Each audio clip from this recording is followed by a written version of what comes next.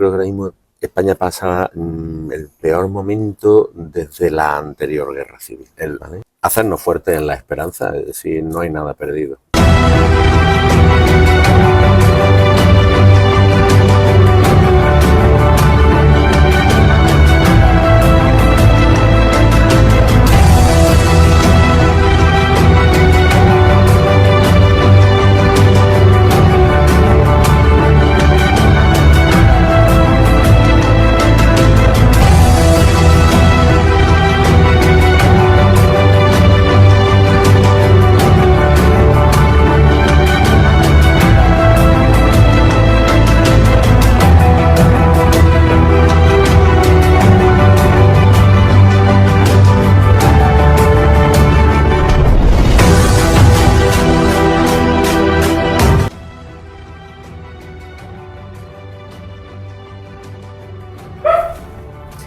Buenas tardes, buenas noches, en cualquier punto del globo donde os encontréis, queridos amigos actuantes. Estamos aquí en la provincia de Cádiz, en un ambiente de vacaciones todavía, en un ambiente precioso, pues con nuestro querido asesor José Luque, que yo lo primero que quiero, vosotros ya lo conocéis de algunas veces que ha estado con nosotros, en diferentes ocasiones, pero yo quiero primero que él se presente, que nos diga quién es José Luque. Personalmente es un amigo, bueno, sabéis que es médico, pero ¿qué nos cuentas de ti mismo, José? Pues poco más de lo que has dicho, ¿no? Salvo, ¿no?, el hecho de que ya tengo la edad propia para jubilarme, que estoy casado, que llevo ya... ¿Estás a punto de jubilarte?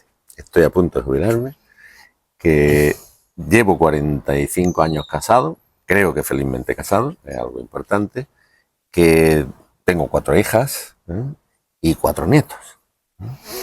De profesión médico, efectivamente, que llevo en la empresa, como le decimos nosotros familiarmente, en el Servicio Andaluz de Salud, pues en enero hace ya 42 años de mi servicio. Que no es poco, que no es poco. Y bueno, ¿por qué no nos hablas un poquito, se me está ocurriendo, de esa experiencia profesional de tantísimos años en la medicina? ¿Realmente has apostado por la vida siempre? ¿Cómo se cuela esta cultura de la muerte que la vemos por todos lados? Cuéntanos algo, José. Pues la verdad que eso, la temperatura es agradabilísima, ¿no?, pero me acaba de dar un escalofrío, ¿no?, por el hecho sencillo de que llevamos muchísimos años luchando, como bien dices, por la vida y por la dignidad de la persona. La experiencia ha sido dura porque hemos sufrido desde el punto de vista de la administración entonces, de izquierdas, evidentemente, ¿no?, que implantó directamente lo que es la ley del aborto.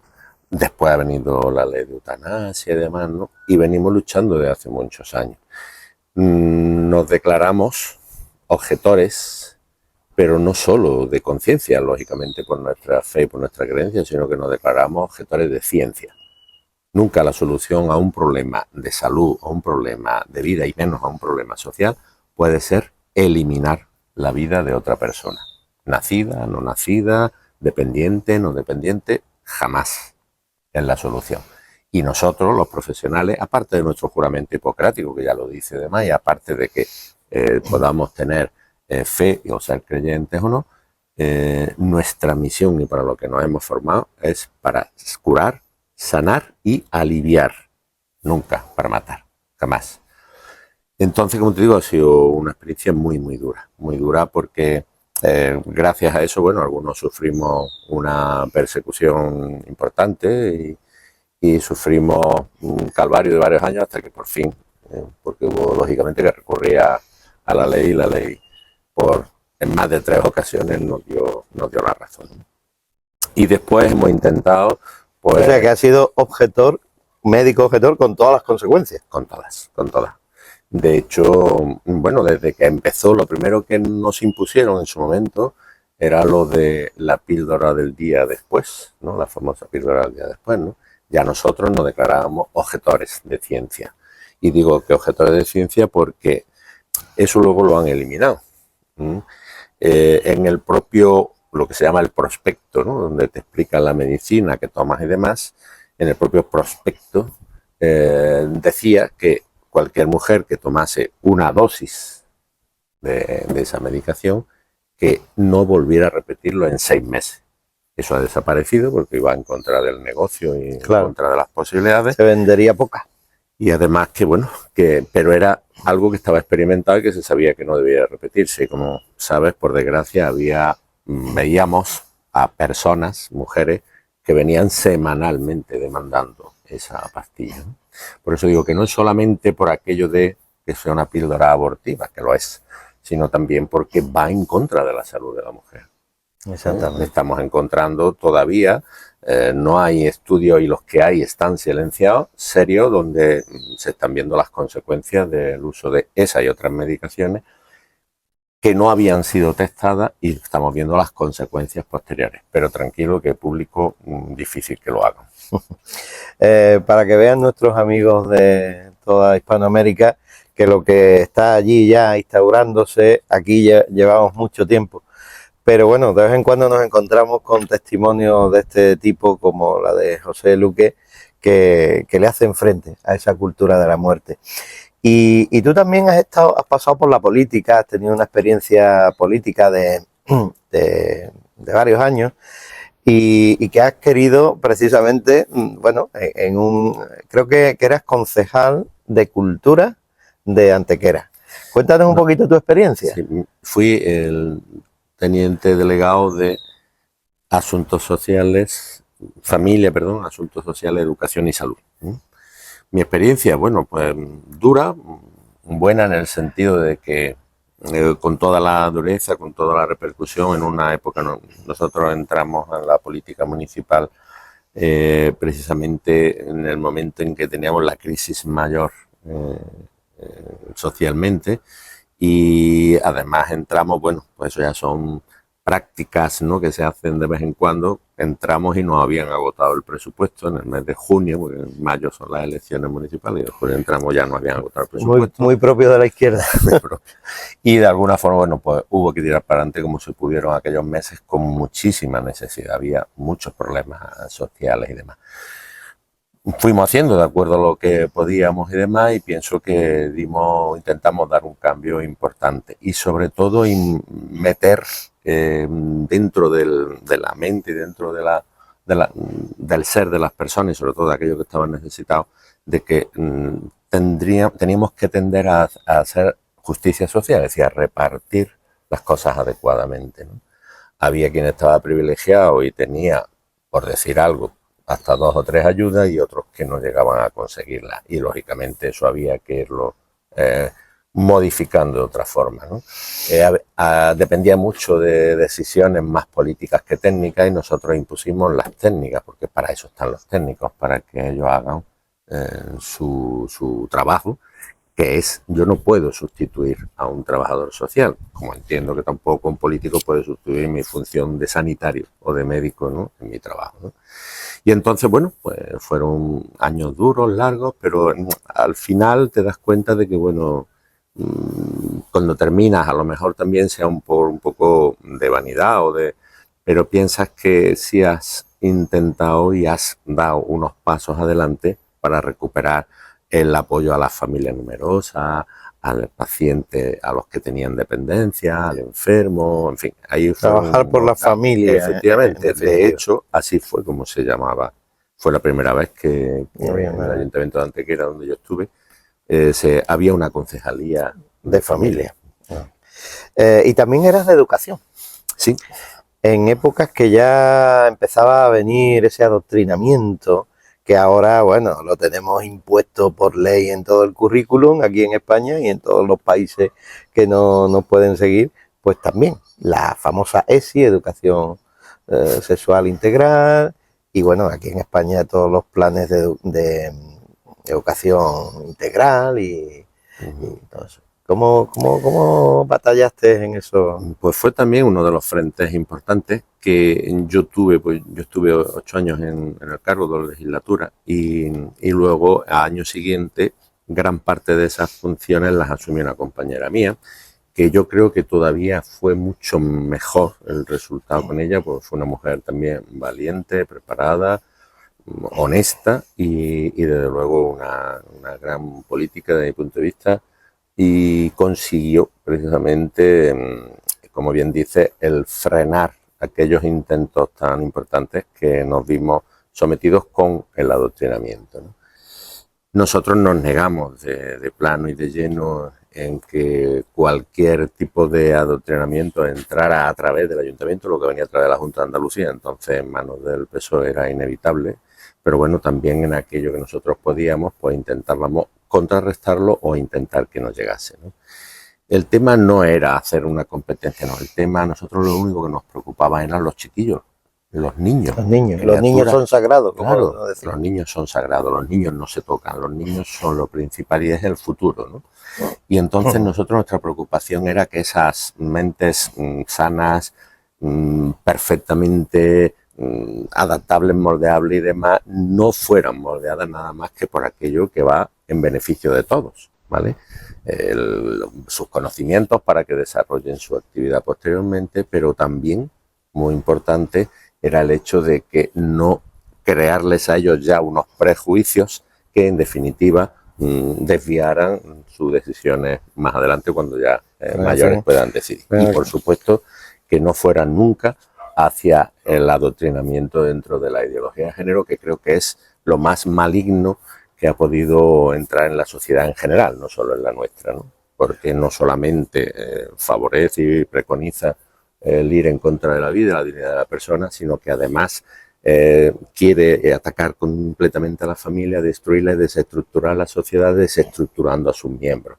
Porque el lavado de cerebro que se les hace y el cambio de conceptos que se les introduce es lo peor que se puede hacer, creo yo, con una persona. Y sin que los padres puedan hacer nada, que es lo... Era lo importante que nosotros no permitimos en ningún momento. Siempre exigimos que ante todas esas situaciones primero los padres estuvieran informados de todo, ¿no? Nosotros intentamos también hacer un filtro de acuerdo a, ¿no?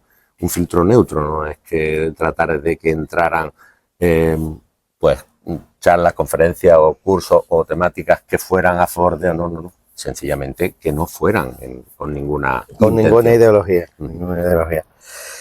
Bueno, y pasa el tiempo, nos encontramos ahora mismo, 2024, en una situación, bueno, mundial, diría yo, bastante sangrante, donde hay guerras, hay violencia, hay una cultura woke, que se suele decir, suele llamar así, impuesta. Parece que todo se desborda, parece que el mundo entero, por ejemplo, ahora en estos días hemos tenido todos estos sucesos de Venezuela, donde estamos, yo creo que decía, bueno, la misma Corina Machado decía, no se trata solamente de dilucidar quién ha ganado unas elecciones o no, sino esto es una batalla del bien contra el mal. Entonces, bueno, yo te quiero ahora mismo trasladar y que des tu opinión a nuestros amigos actuantes sobre esta situación. Concretamente podemos empezar por este marco global de situación mundial, concretamente lo que está pasando en Venezuela, estas manifestaciones que ha habido de apoyo a la democracia, al cambio, al acabar con esta dictadura sangrante. ¿Cómo lo ves? ¿Cómo lo ves, José? Hombre, pienso que es una situación ahora mismo crítica, por decirlo así, la que está pasando el pueblo venezolano, porque hay pruebas ya más que suficientes, porque había pruebas evidentemente, pero no habían podido verse desde fuera, ¿no? Pero en esta ocasión sí hay pruebas suficientes, pues, a través de las actas, a través de muchas informaciones veraces, que es por lo que se ve que la mayoría de los países se están mostrando a favor de el que se esclarezca y que se presenten las actas reales, ¿no? Esa situación yo creo que es, como te digo, muy crítica, porque posiblemente pueda ser el punto de inflexión para que pueda doblegarse esa dictadura férrea que hay impuesta en ese país con la ayuda y el apoyo, pues, bueno, de los que tienen la fuerza, no solo física y demás, como son las fuerzas de seguridad y demás que tiene Maduro a su cargo, sino también por el poder económico que está controlado directamente por este señor, ¿no? Y yo creo que si ahora no se consigue con esta lucha el dar el paso y por fin que haya, o bien lo justo lo sería que el representante que ha sido más votado, como en cualquier democracia, sea el que Edmundo, efectivamente, o bien, si no, que hubiera al menos unas elecciones, pero no con el control, sino con el control internacional. sí. Porque si los de Corina dicen que está claro, que se debe de admitir se ha demostrado la veracidad del resultado, ¿no? Que ha sido una gran mayoría favorable a Edmundo, el candidato de Corina. Quizá la Unión Europea, España, se han puesto un poco de lado, ¿no? Se han puesto un poquito ahí a verlas venir y por supuesto el papelón que ha hecho nuestro querido expresidente Zapatero, lo de querido entre comillas, y Pedro Sánchez, por supuesto, ¿no? Sí, no, está claro, ¿no? Evidentemente, como había dicho, había un intento de ponerse de perfil, pero se le ha visto el cogote, con perdón de la expresión, ¿no? Se ha vuelto de espalda, ¿no? Desde mi punto de vista, ¿no? Y evidentemente veo, y me parece lógico, que la Constitución española considere a todos nuestros presidentes anteriores, pues los sigue considerando presidentes, ¿no? Pero yo creo que dentro de la libertad que tienen todas las personas en actuar en esta vida, aquellos que sí tienen una representación de un país en una alineación con un gobierno de este tipo, desde mi punto de vista totalmente fraudulento y dictador, yo creo que eso habría que revisar esas prerrogativas, ¿no? Y con todo mi respeto al señor Zapatero, yo creo que habría que llamarle o bien lo haga a motu propio, que está en su derecho, que nadie le puede cortar su libertad, pero no que siga actuando como presidente con prerrogativas de presidente, con escoltas, con asignación. Sí. Yo no voy a ser tan diplomático como tú, y a mí me parece una auténtica desvergüenza lo que ha hecho Zapatero y otros, lo que está haciendo nuestro gobierno, porque es sangrante la situación del pueblo venezolano. Nos están llegando testimonios y yo en estos días quiero sacar un artículo de cómo están viviendo y cómo están nuestros propios hermanos allí, perseguidos, encarcelados, enjuiciados, y el que no, pues muerto, herido en las calles de Venezuela, ¿no?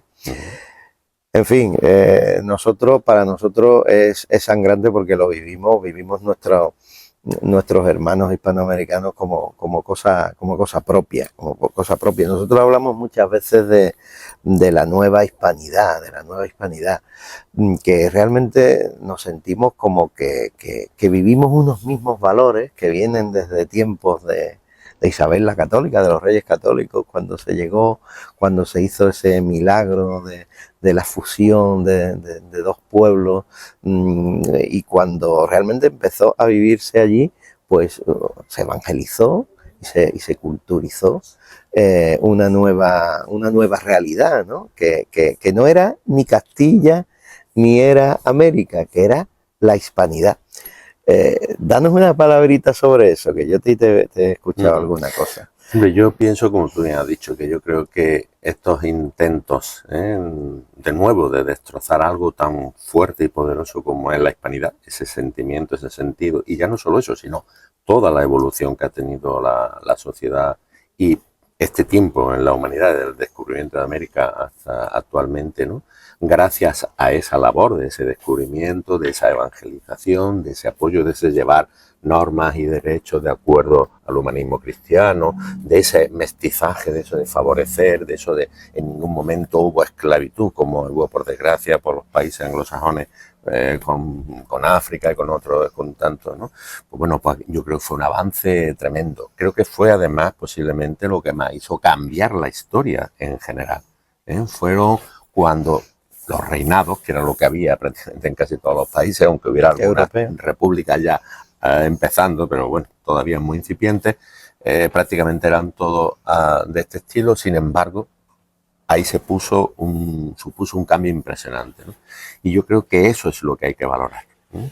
Lo hiciera Isabel la Católica o lo hiciera, que en este caso fue Isabel la Católica y su marido, el rey Fernando, pero que indiscutiblemente fue por el auge importante de doña Isabel, y que de alguna forma intentar callar eso, sacar verdades negativas sobre eso, mentiras directas y demás, yo creo que es una labor más para eso, seguir desestructurando ese, como tú bien has dicho, ¿no? Ese lazo tan importante de unión entre los países de toda Hispanoamérica, que además, ya digo, no creo que nos una solo el hecho de ideas, historia y demás, sino que yo creo que ha sido ese hermanamiento que debe seguir hoy día y que deberíamos seguir protegiendo.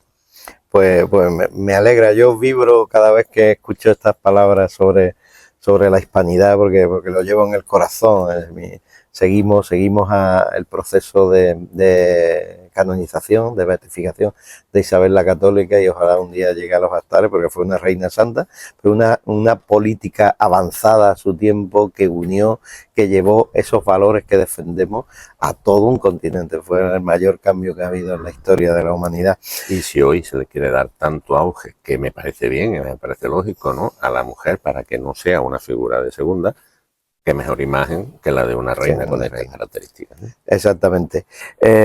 Yo quería una palabra tuya también sobre, sin salirnos de América, las próximas elecciones que hay en Estados Unidos, que estamos siguiendo. Tu voto actúa en Estados Unidos, que Mayra Rodríguez está llevando y está intentando influir, nuestra amiga María Herrera dando la batalla para que se descubra la realidad, el tremendo wokismo que llevaría la candidata Kamala, la mala Harris, y que realmente, bueno, lo tenemos ahí, son cruciales para el mundo entero, ¿no? ¿Tú cómo lo ves? ¿Ves posibilidades a Donald Trump sin ser el candidato ideal? Pero bueno, ¿cómo lo ves lo que se está viviendo allí desde aquí, desde España? Hombre, con incertidumbre indiscutiblemente, ¿no? Y sobre todo porque, bueno, de alguna forma el candidato de los republicanos, Donald Trump, pues está haciendo esa campaña, ¿no?, de desprestigio, entre comillas, ¿no?, que por sus características y por su forma de ser, por alguna vez a lo mejor también es algo de su parte pone, ¿no?, en que a lo mejor no se ve a lo mejor como debería verse, ¿no? Pero indiscutiblemente repetir de nuevo el Partido Demócrata, viendo además cómo es lo que ya se está haciendo y demás, es una destrucción de la sociedad de un país tan importante, tan numeroso, tan potente y demás. De los valores, de la economía y de todo. De las relaciones sociales. Afecta a todo, ¿no? Y entonces lo más grave para mí, desde mi punto de vista, es eso, que si se repitiera se profundizaría aún más y sería todavía mucho más grave el deterioro de la sociedad. Y sabemos que es una sociedad que, por suerte o por desgracia, sirve un poco de reflejo, de guía para otras muchas naciones, y vienen a asentar muchas veces bases y precedentes para poder cambiar incluso, ¿no?, el resto de países. Por lo tanto, ahora mismo, como bien dicen, no hay a lo mejor un candidato ideal para muchas personas, ¿no? Pero bueno, aquí sí que habría que apelar a algo que yo odio, que es el mal menor, ¿no? Yo creo que no siempre con la excusa del mal menor puede valer todo, ¿no? El fin no siempre justifica los medios, ¿no? Pero bueno, en este caso yo creo que habría que apoyar o de alguna forma ver que el Partido Republicano Americano, su representante, fuera dentro de la línea propia de ese partido, ¿no? Sí, porque hay mucho, tememos en nuestra campaña Tu voto actúa a Estados Unidos, que haya muchos republicanos que para abarcar un más amplio abanico de votos, pues cedan a presupuestos no del todo pro-life. Esto nos lo dice Mayra, que hay una batalla ahí. Claro, el criterio es dejar en que cada estado decida, que era realmente lo que la reversión de la sentencia Roe versus Wade decía, que cada estado decide, luego muchos de ellos volverían a ser una legislación provida. Realmente sabemos cómo una legislación provida salva vidas. Lo hemos visto días atrás que en Texas, por ejemplo, se ha reducido los abortos prácticamente a cero, aunque muchas mujeres tejanas se vayan a México a abortar, ¿no? Pero realmente se reduce a cero. Entonces, claro, esta es la batalla con el Partido Republicano, y aquí tenemos que hacer nuestra labor, tanto en Estados Unidos, humildemente, como en España, como en todos lados, asociaciones como la nuestra, de Actúa Familia, que estemos influyendo y que estemos siempre hablándole a los políticos de la cultura de la vida y de decisiones pro vida. Y ya para terminar, José,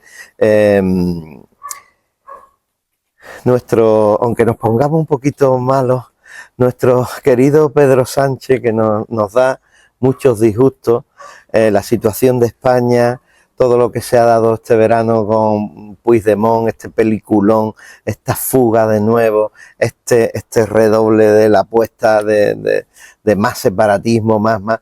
Bueno, haznos algún comentario de cómo tú lo ves la cosa, y ya terminaremos con un poco de esperanza, porque hablar de la situación de España es bastante... Sí, ahora mismo, como bien dices, viendo el panorama actual, la esperanza es algo utópico casi, ¿no? Por desgracia, ¿no? Y yo soy de los que soy siempre optimista y creo que, como por mi fe, lógicamente, Dios está ahí, Dios en algún momento nos puede hacer cambiar la situación, pero tenemos que ayudar nosotros, no podemos esperar solo que venga Él a resolverlo, ¿no? Y efectivamente, yo creo que ahora mismo España pasa el peor momento desde la anterior guerra civil, ¿vale? Yo, revisando acontecimientos y demás, no sé por qué se empeñan nuestros políticos actuales y principalmente el actual presidente, el señor Sánchez, en repetir de nuevo todo lo que desestructura a España, que llevó en su momento a algo tan dramático como la guerra civil, como la guerra fratricida y entre hermanos, ¿no? Yo creo que es el error más grande que hay, porque habíamos pasado una época posterior de dictadura que llevó a la situación de la actual democracia, donde sí se había hecho ese verdadero consenso, unión y demás. Reconciliación. Una reconciliación plena y además totalmente asumida por la sociedad. Pero claro, se ha permitido durante mucho tiempo, no solo este señor lleva los años que lleva, por desgracia, haciéndolo todavía más fehaciente, pero se ha permitido durante muchos años que las autonomías puedan saltarse las normas en cuanto a formación, educación y demás, que incluso se impida que en un territorio español y se penalice, se hable el castellano, o no se permita eso, o sea un mérito incluso para poder hacer un trabajo en la vida pública, ¿no? Lo cual, desde mi punto de vista, es un atraso, porque es crear, sin que a lo mejor pudiera ser en ese inicio su intención, pero es crear una diferencia y un problema muy grave en esta sociedad. Y sobre todo eso, de desencuentro entre personas, entre hermanos, entre colaboradores, porque un país no lo puede sacar adelante ni los políticos, ni la sanidad, tiene que ser el conjunto, y si no vamos a una, evidentemente no puede ser. Y yo creo que nunca el fin justifica los medios, y en este momento lo que Pedro Sánchez está haciendo por aferrarse a su colchón que cambió en su momento para estar ahí, yo creo que es lo peor que puede ocurrir. Es una granujada y es una sinvergonzonería. Yo no soy tan diplomático como tú. Bueno, José, muchas gracias por todas tus opiniones, pero termina dando un consejo, una frase para tu familia, para tu plataforma a la que asesoras para este curso. Despídete con algún consejo de actuación. Pues yo en principio solamente el hacernos fuertes en la esperanza, es decir, no hay nada perdido. Yo llegué a desesperar, como contaba antes, en mi lucha, en mi batalla por la vida, ¿no? Porque pensé que era un poco algunas veces esfuerzo perdido y necesario, pero te vas dando cuenta posteriormente cómo no era en absoluto perdido. Cualquier actuación, cualquier cosa, al final llega a las personas, y esas personas llegan también a hacer lo suyo y a agradecerlo y actuarlo. Por lo tanto, esperanza y adelante, no hay más. Es que esto no podemos esperar que venga Dios y lo arregle, sino que nosotros tenemos que dar la herramienta y somos los instrumentos para arreglarlo. Adiós rogando y con el mazo dando. Adiós, Y seguiremos este año trabajando. Gracias, José. Gracias, amigos. Y hasta un próximo encuentro Familia, Vida, Libertad. Pues muchas gracias.